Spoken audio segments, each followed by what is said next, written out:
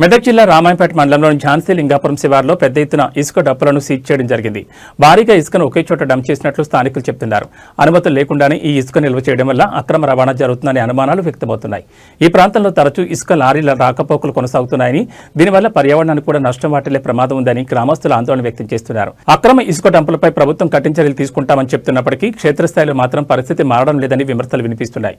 ఈ ఘటనపై సంబంధిత అధికారులు వెంటనే స్పందించి పూర్తిస్థాయి విచారణ చేపట్టి బాధ్యులపై తగిన చర్యలు తీసుకోవాలని స్థానిక ప్రజలు డిమాండ్ చేస్తున్నారు.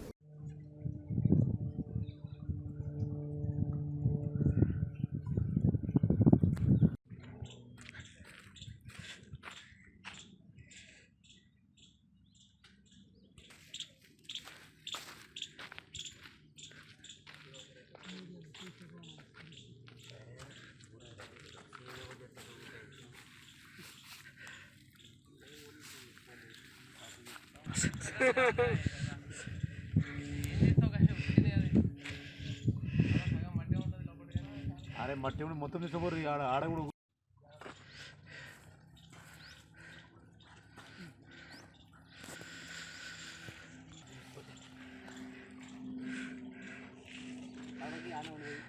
కళ్ళకి ఇట్లా చూపెట్టు అంతే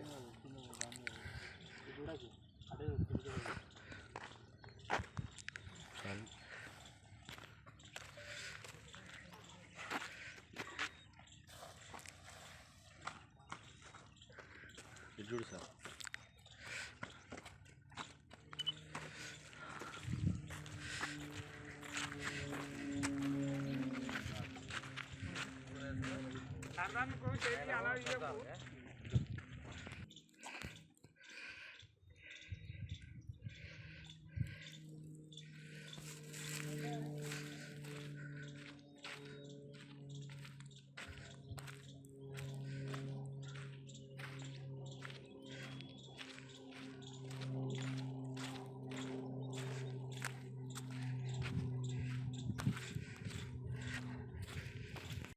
రామాయంపేట ఆర్ఐ గోపి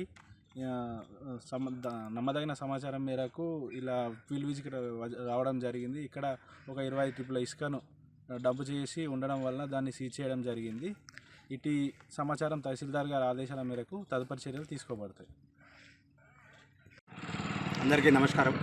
ముఖ్యంగా మా రైతుశాఖ తరఫున ఈరోజు మా రేంజ్ స్టాఫ్ అందరితో ఈ కాజాపూర్ తండా ఝాన్సీ లింగాపూర్ బీట్ నందు వచ్చి పెట్రోలింగ్ చేయడం జరిగింది. ఫుడ్ పెట్రోలింగ్ కూడా చేయడం జరిగింది. సో మా బౌండరీలో పడితే ఇప్పటికే ప్రజెంట్ అయితే ఏమి ఇలాంటి శాండ్ ఇది కాలేదు. ముఖ్యంగా ఈ తండావాసులో ఒక హెచ్చరిక ఏంటంటే, ఎవరు కూడా అడవి నుండి అక్రమంగా ఇసుక తరలిస్తే అటవీ చట్టరీత్యా చాలా కఠినమైన నిర్ణయాలు ఉంటాయి. మీ బండ్లు కూడా ఒకసారి సీజ్ అయినాయంటే మళ్ళీ బయటకు వెళ్ళడం చాలా ఇబ్బందికరంగా ఉంటుంది.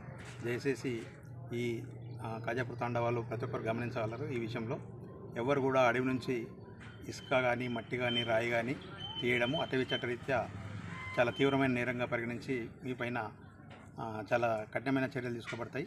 కాబట్టి ఇది గమనించగలరని కోరుచున్నాము.